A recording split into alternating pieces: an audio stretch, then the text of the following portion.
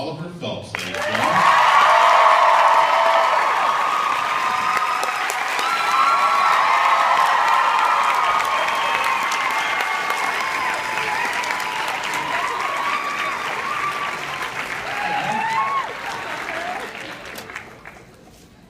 There we go.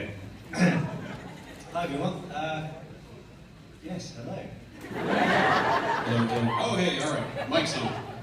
So, seems like you guys are a little bit excited to see these two. We can sit. You guys enjoyed Dallas? Yeah, it's been great. Yeah, we went to town on Friday. Yeah, we went to town on Friday, and it's been fantastic. I think that works. Hello, Dallas. Hello. I think we're good. I think we're good. But hey, to have it back up, not a bad thing. Never hurts. So you guys, let's sit. Or if you've been sitting all weekend, you want to stand up. Oh, it looks like you want to sit. So we do want to get through a whole bunch of your questions. Musical chairs, musical water bottles. It's really well choreographed. Never ends with these guys, the mischief makers. I wanted to start off with a little bit, something that I've read you guys say about working with horror films is that it was very much like going back to school in some respect, each time you were going back, but a fun school. And I wonder, as you're continuing on as actors, is that something that you think was unique to that experience because of the nature of it, as you guys were all growing up with those movies? Or is it something that you feel being kind of the nature of the beast, doing that acting? What's it like, going to school, going to camp all over again?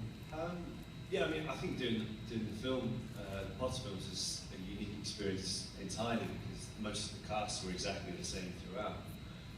So you already knew, you almost just like, as we said, like when you go back to school after a year off or over the summer break, you get straight back into it. You're talking and having fun. So yeah, I think that's what set the Potter films totally separate from anything else. And in terms of doing other work since, it's like starting a new school again. It's the best way to do it. Yeah, go from there. So, Ollie and James, I'm curious, with outstandingly accomplished parents in those movies, in Mark Williams and Julie Walters, over time did you find yourselves looking into their filmography, the things that they had done? Did you find yourself interested in the work that these amazing names among the cast had gotten into? And I asked specifically the two who played the parents because everybody's like, oh, well, did you see this Die Hard movie that Alan Rickman was in? But did you find yourselves compelled to seek out what they had done? Yeah, well, to be honest with you, we were already big fans of. I mean, it's pretty much the adults in the film are pretty much a who's who of British cinema anyway. So we were very fortunate that we already knew a lot of the films that they'd had done prior to Potter, and also we would see them if they'd gone and done another film while shooting Potter. We could speak to them about it. I actually, on the sixth movie, I did a lot of talking with Michael Gambon, saying if you're going to bend someone to, you might as well ask Michael Gambon questions. And he did a film, one of my favourite films of all time is a film called Layer Cake. And he plays we'll say an unsavory film. Well, he's kind of like he's a geezer. He's a geezer, right? Yeah. And I was asking him, how do you go from that character to say playing Dumbledore, because they're two completely different people. And he essentially said that playing Dumbledore was a bit different because he can't really base him on someone that he's met. Whereas this geezer, he's obviously met a few people like that. So it's just, we were very fortunate because Odd and I never went to stage school or drama school or any of that. So we were able to ask these amazing actors any questions that we had. What were some of the things that you gravitated to as fans? I think we have a room full of people that gravitated toward these movies that you guys were in, these parts that you played. Were there books, movies, music? I know that you're both big fans of rock music from some reading I did. What was it for you? What was your fandom growing up? Fandom, probably sport. Football, soccer. Golf guys, right? Yeah, golf, rugby, cricket, yeah, all sorts really. So, and a lot of my friends were all into that as well. And obviously movies, I mean, when I suppose we were 12, 11. Like the second generation, I suppose, of Star Wars films came out, so that brought that whole back in everybody's forefront of imagination. Yeah, and to go from that, and then as you say, music as well, which where we're from, the city we're from is the home of Birmingham. From Birmingham, which is the home of metal music, which Isn't real necessarily, metal. yeah, which probably isn't necessarily terribly popular, as you could call it, in terms of media. But we're really proud to be from that city, and growing up, we used to go to nightclubs, and still go to nightclubs where that music is played in its abundance. And that's the cool bit about the when we did the Goblet of Fire, wasn't it? We just turned 18, so legal age to go out clubbing in the UK. All kinds of trouble you get into. It was great. We're allowed to get our hair messed on and everything, and yeah, just go headbanging on a Friday night. Yeah, it's great. One of the things I picked up on in the litany of different bands that you guys are fans of, I'm a particularly big fan of Queen. And I think about pageantry and drag. Hey, that's Queen. Is it something about the performance aspect of metal music, rock and roll music, that's really what engages you, or just grabs you? Maybe. I know that anytime we've been very fortunate to meet a lot of our favourite rock bands. And so I always go a bit, and I think it's because, and then equally and also, I guess it's also sports guys we've met as well. I guess we all kind of have this idea that the other person's world is really amazing and glamorous and all this kind of stuff. And I guess with sports and musicians, you can see the talent there and then, whereas I guess acting, the whole point is that you don't show the talent. So it's that kind of way. But yeah, when we're actually fortunate to, there's a band a couple years ago called Velvet Revolver who and so a couple of times we were able to meet like Scott Weiland, Aaron Slash, people like that. And I can remember again, I was like, hi. And I can remember saying to them, do you ever get nervous? And I'm like, oh hell yeah. But it's just part of it, which I've actually done stage work since, and I don't get like overly nervous, but if I'm ever feeling a bit, I think, okay, they play to stadiums, it's fine. Well, I wonder, for me personally, I think a lot of people too, Prisoner of Azkaban was a big turning point in the series and the movies where some more maturity came to the characters, and there were more layers to whatever we was able to do in the movies. And I wonder if there was a particular point that either of you found in developing these characters over all these years that felt particularly significant. Was there a particularly significant year where you felt like you were getting to grow and stretch your wings a bit? Yeah, I think Azkaban in the Marauders map scene. That was because it was the first time really that the characters were able to do something which had a meaningful point in the whole. Well, as it turned out, the rest of the whole of Harry Potter's journey, giving him the Marauders map. But at the time, it was great to be able to film so close, and everything was all computer animated, and the map and how all that moved. And I remember filming that thing, and this is a really cool moment to do. Although for some reason they filmed it in the middle of August when it was baking hot outside. That was actually the hottest day on record in the UK when we filmed that scene. So Willie had to really need that. Yeah. It's a double memory for you. It was. I think if you'd see a photo of the crew filming, they were in like t-shirts and shorts. Meanwhile, we're in like layers and layers of clothes. Like, take the map. Explains what it does on the back. Just go. All right, now we have a couple lines of a lot of people that want to ask questions. Try to keep your questions short and concise, and just for the benefit of the line, we'll try to get through everybody that we can. We've only got so much time here, so let's see. Let's start over here on this side, or the other side. Okay. Did y'all ever play twin pranks on the cast and crew while filming?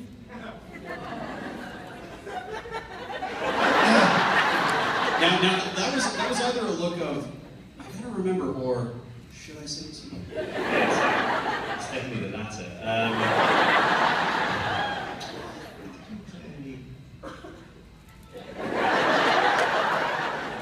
I don't know about we do.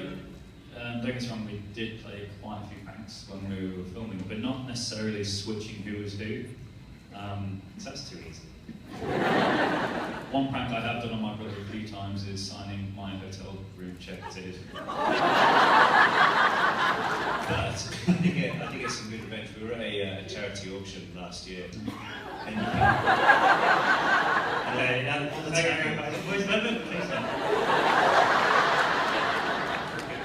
the main rule that we have with any doing pranks, you've got to be able to take them yourself. If you're going to do them, that's the rule. Just so everyone knows. continue. So in payback for the whole room bill thing, we were on tables of 10 in a big room like this, and they had iPads on the thing, and you could bid on items throughout the whole thing. And every time you bid, it would come up on the screen. New bidder. So James, at the end of the night, after I can't remember how much, but was the proud owner of the. I suppose you used to have it here with baseball cards, but used to come in cigarette packets in like the 20s and 30s of different players. Well, they did it in the UK with cricket players. So James proudly won, for all to see, 400 of these framed cigarette packets. It was literally this big. I don't know anyone on this thing. But the best thing was that on Christmas morning, when James opened his present, he knew what it was. Guess what Oliver's birthday present was that year? Next question over here. Hi, my name is Mandy. I was wondering, what is one of the weirdest things a fan has ever said to you? Oh, you guys probably keep a list. This weekend? Or?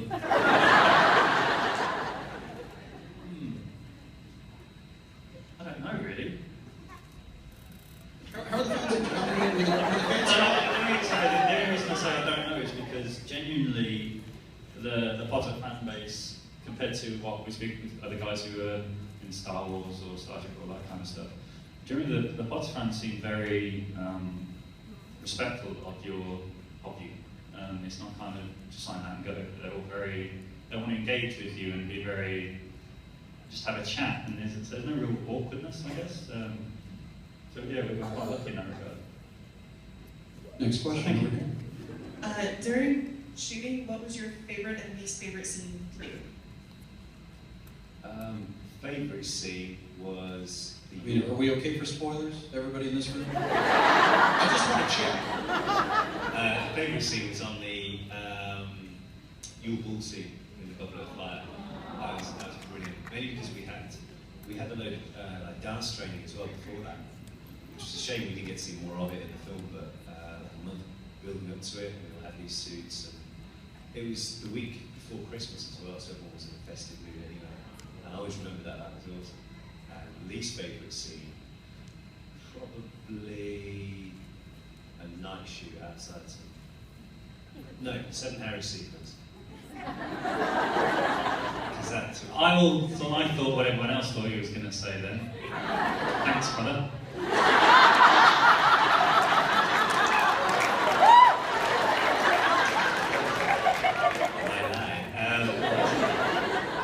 Yeah, that. But for James, I'm sure his favourite scene was. Oh, your favourite scene was that?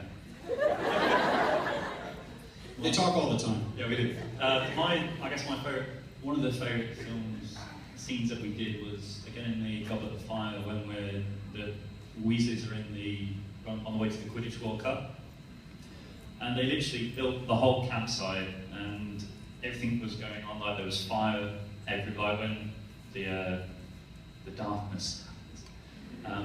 There's literally like fire shooting off everywhere, and they didn't tell us exactly what was going to happen to keep the reactions going.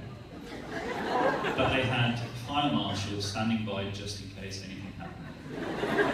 I have ginger hair at this point, long ginger hair. I'm standing, this actually happened. I'm standing by this tent and it's all going, what's happening? Cut, thank you. And all of a sudden I get this spray of foam in my head. The fire guy was like, oh, I'm sorry.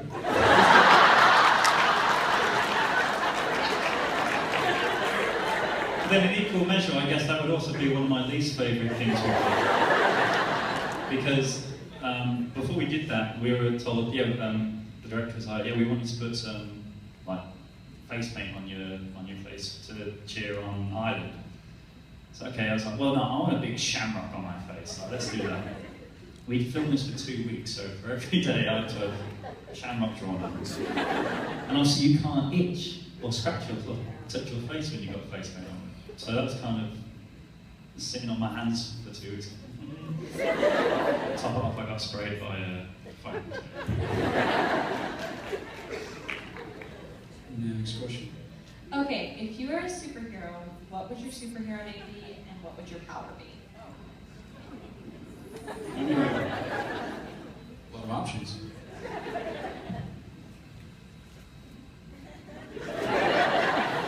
Stop time. Yeah, stop time and think of a good answer would be my superpower.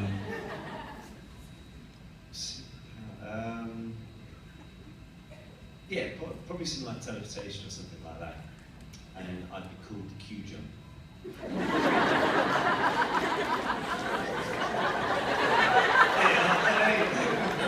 are people who didn't make it and who wish they had that superpower. I'm going to make up a story right now. I really like tea, English tea, so I would be called Tea Man. But I don't get my powers by having tea. And my power would be... How would you solve crime with the tea? No, this is it. No, this is how I get my powers. Poor Elman. You're getting into his origin story, you're spoiling. Yes, it's got to wait for the book. My super... what was yours? What does he do? He jumps cubes. Yeah, Amazing at conventions. he can teleport. Yeah. Come on, team. But Tina, he would... Has anybody got a shovel for Jason digging? Yes. He could what? He makes the best tea. He's the best host in the world.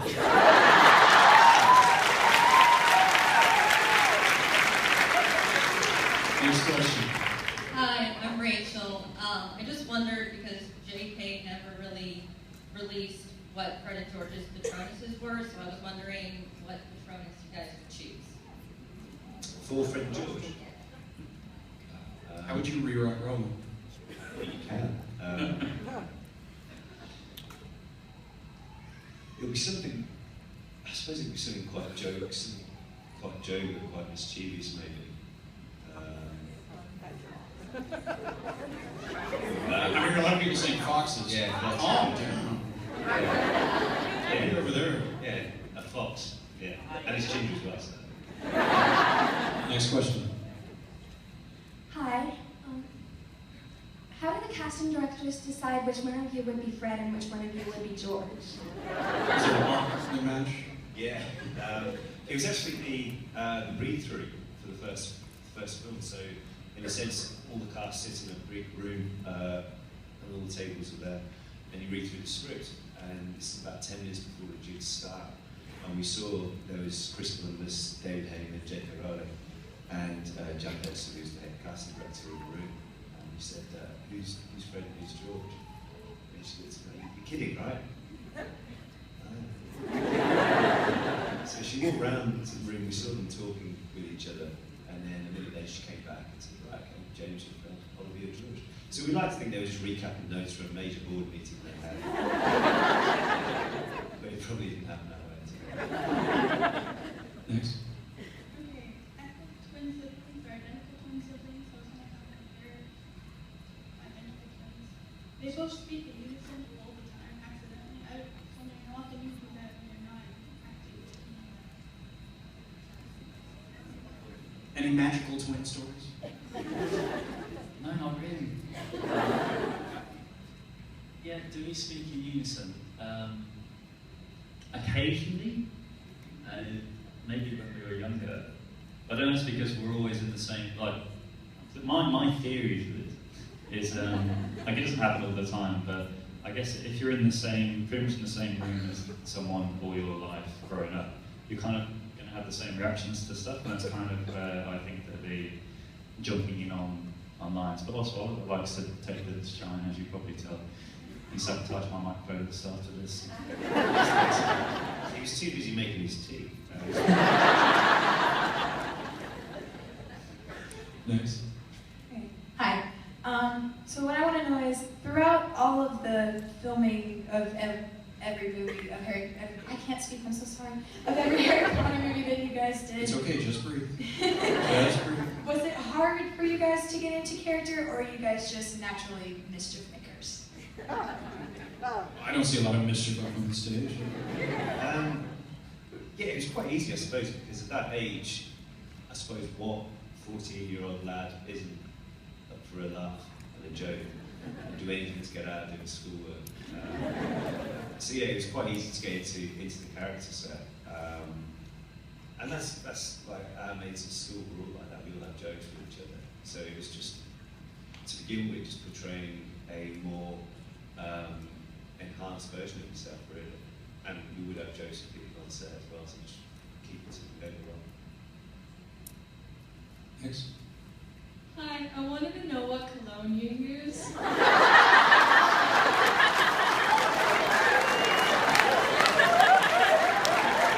Most popular question of the day. Sounds like.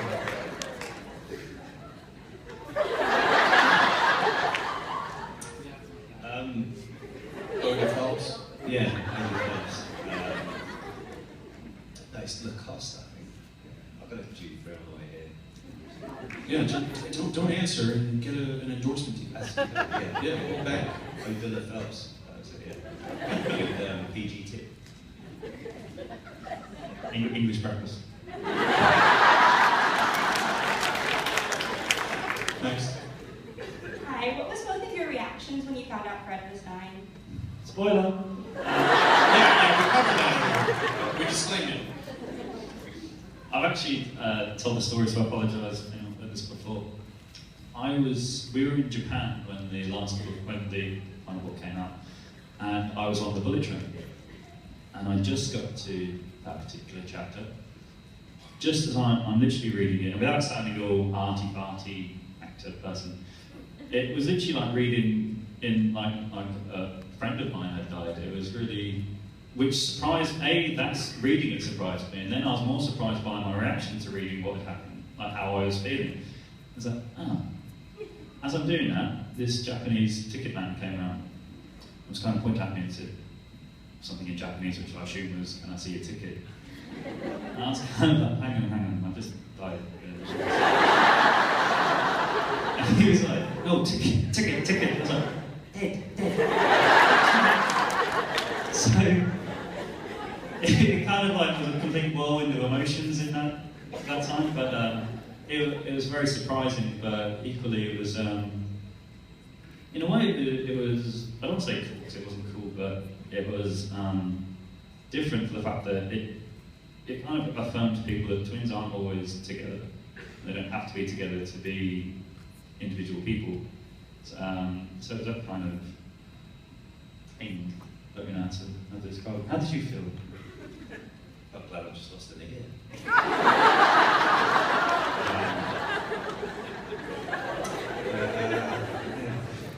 Yeah, it was interesting. As James said, it was in one way it was quite good that it wasn't both of them went down together. And I think it was even more poignant that Fred was with Percy at the time than not with George, because it just shows that they're all brothers. Just because they're twins doesn't mean that he's going to be around with him a lot more than the other. But yeah, that's kind of it. And even more thankful that it happened in the last book and not the first. If I can ask you a quick follow-up. That scene in particular, it personally hit me pretty hard. I have a related experience, and I'm curious about the preparation for that. Was that something that you really had to do a lot of meditative work about what that would be like? Well, not for me. Actually, going back to easiest days on set, that was probably the easiest days. Yeah, there was a little bit of it, yeah, because you had to get into the moment where you're thinking, everybody at some point, unfortunately, has lost someone close to them. And it's getting yourself into that mindset and almost feeling that thing. And I remember Julie Waters, I spoke to Julie Waters about it a couple of weeks before, and how do you get into the mindset like that? So the best thing is to just really involve yourself in that emotion. And when you go to set, just be in that, it's all dressed towards you, just almost blank. So you're in that set. You can always apologise afterwards that you didn't talk to someone, and they'll understand that you're in character, you're in zone. So on terms with that, and getting a lot of eucalyptus blowing in my face, so I was like crying. It was, it was quite an interesting day. But I was told beforehand that it would be a closed set, meaning that it would literally be like the Weasleys and the camera, and that was it. Instead, we get to film in the whole Great Hall's filled with people and bodies and stuff. So that was, if anything, that was more weird crying in front of a load of people than anything else. But subsequently since, I think people take a story like that and overdo it. So it must happen on a weekly basis. Somebody sends me a thing on Twitter saying, "Is this true?" And there's this photo, and because it's a photo with text on the internet, it isn't actually true. And it's this whole paragraph about how James and I were in floods of tears throughout the whole build into the process, and we hugged each other and said, "I love you" at the end of it.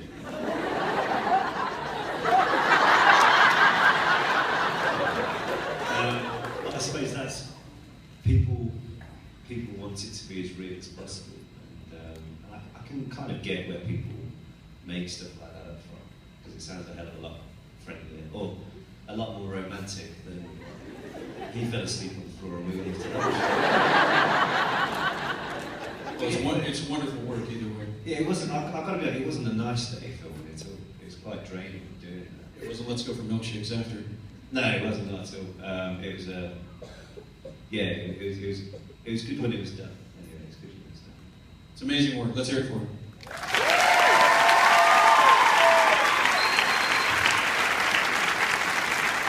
Next question for Mike. I was wondering, now that the Harry Potter films have kind of come to a close, what is your favorite part of your career after the Harry Potter series? You guys are loving auditions? Is that just your version of fun? Yeah, that's always fun. Actually, I've been last year I went to something called Pilot Season in LA, which is when basically they cast every new TV show within like 4 weeks, and so every day there's an audition. And I'd never auditioned in the US before. In the UK, when you go into an auditioning room, you sit down, and there's kind of like an etiquette that you see the other people. It's like, "Hey, how's it going?" There's tea. No, there's no tea. Which is where Tea Man would be useful. See? Yeah. Q-Jump would be even better. So anyway, the etiquette, like in the UK, you go and you say hello. It's a very neutral, friendly experience. In the US, first one I walked into, it was like one other guy in the room, completely empty, and I was like, "Hey, how's it going, man?" He just looked at me. Alright. Just kind of sit there, and then another guy comes in. He just looks, there's like 5 chairs in this room, and he just looks at me, and then looks at the other guy and goes, signs in, and gets out on IMDb, and starts looking at what everyone else has done. So that's, okay. Anyway, that's what I've been doing now. So to answer your question, I guess it would be... You guys were in an episode of Kingdom with Stephen Fry. Yeah, we've done a bit of TV, and I've also done stage work as well, like I said in the UK, which was absolutely fantastic because we had 3 weeks to do this show, like to rehearse it before we put it on. And you kind of just have to completely immerse yourself in it, because if you don't, you're going to get found out in front of like as many people are in this room, and that's not a good place you want to be. So it was weird. I kind of did everything I didn't do for my exams at school, so I did okay in this stage. And it was, to be honest with you, I think that was probably the highlight of what I've done post Potter. What was that show? It was a new comedy in the UK show called The Life of Woody, I think it was called. But basically, it was a Jewish comedy. I'm not Jewish. So we would do these lines, and then in rehearsals there would be no one to listen or laugh or whatever because it was empty theatre. So on the night, there's certain parts which were funny for everybody, but where you could always tell when there's a big Jewish presence because all of a sudden they'll start laughing in the middle of a scene. changes completely when you get it on its feet. Next question. Hi, first of all, Oliver, yesterday you asked me if there was anything interesting to do in Dallas. Forgive me for being starstruck. Next time you're here, Sunday at Square dueling pianos. My question is... It's on his list. He's wearing cowboy boots. My question is, you've had some amazing, dazzling coworkers over the years. Of course, Alan Rickman, Maggie Smith. I'm wondering if you have any stories about somebody in particular. Alan Rickman pranking Maggie Smith. Not that I'd say here, to be honest with you. As bad an answer as that is for everyone. Was it that sort of kind of a familial atmosphere of, you don't tell tales about the family reunion? Yeah, certain stuff, yeah, certain things you don't. Just because everyone's at their own pace as well. Yeah, I remember, a nice story what Alan did was there was one of the doubles, she was doing her, some coursework for her exams, and she had to do a piece about, I can't remember what, documentary piece almost, and he offered and did, narrated this piece for her exam, which I think would be pretty cool if you turn, you're rocking it with an A there and then, but just stuff like that was just nice, and he didn't have to do stuff like that, but on hand sort of helped everybody. Next. Hi. Is it that Harley Quinn? What was a sadder moment? When Fred dies, or when Hogwarts when Hogwarts completely collapses at the end? Think before you answer. Real big stakes. After you, James. When Hogwarts burned down, basically. I don't know, to be honest with you, it was... I just really feel like everyone's eyes looking at me. I guess they're both pretty sad, but they're both meaningful in the story. Just said for it, but yeah. Next. First, I want to say you guys did great in the movies, in my opinion. But my question is, what's your favorite out of all the animals in the books and the movies, like pygmy puffs, owls, hippogriffs? Choose carefully. Buckbeak is listening. Favourite? Yeah, probably hippogriffs. Just because they, it's quite an odd type of animal being. And yeah, like we saw, and also when they were filming it, they actually had like the different models. And we used to go to the art department every week to have a little nose and see what's coming up. And you'd see the progression on how these animals are developing. And they'd say, okay, this design's going to produce this week, see what they come back with, and then they change it a bit. So yeah, because I can remember seeing that whole process all the way through. Really. I think mine would be the dragon in the fourth movie. Simply because they did actually build a dragon, which I don't know why, but it was like to detail. And obviously there's a scene in the fourth movie when Fred and George scream, "Well done, dragon!" There you go. Which was like that, yeah. Which was one of my favourite lines that we did. So that was, I'd say the dragon. Next. Hi, did you ever switch roles on set? No. We did in a rehearsal once on the first film, but we didn't actually do it when filming. Mainly because if you think the amount of people in this room now, times that by a couple, is the crew who are working that day on a film set.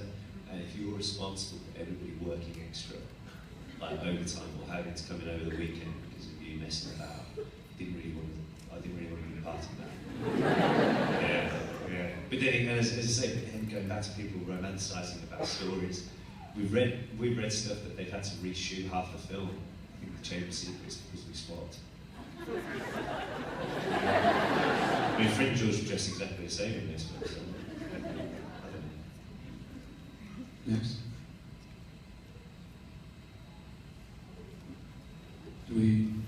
We're good? Oh, okay. Would you guys do me a favor? Lead us in a round of applause for our volunteers.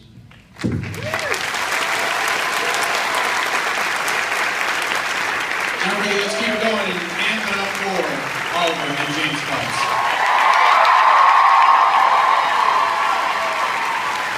Thank you very much. Guys, if I could just say that actually this time last year I actually did a road trip to Texas, so I love this state, it's great. I've actually got my cowboy boots on. But also, it is true about Southern hospitality, and you guys have probably been the nicest guys we've ever done at a Yeah, we were. so. Like, we were. Yeah, we were talking about it, so we did it last night and how polite everybody's been here. And it's been really enjoyable being here, and we'd love to come back sometime to you guys soon. So have a great rest of the week. See you one more time.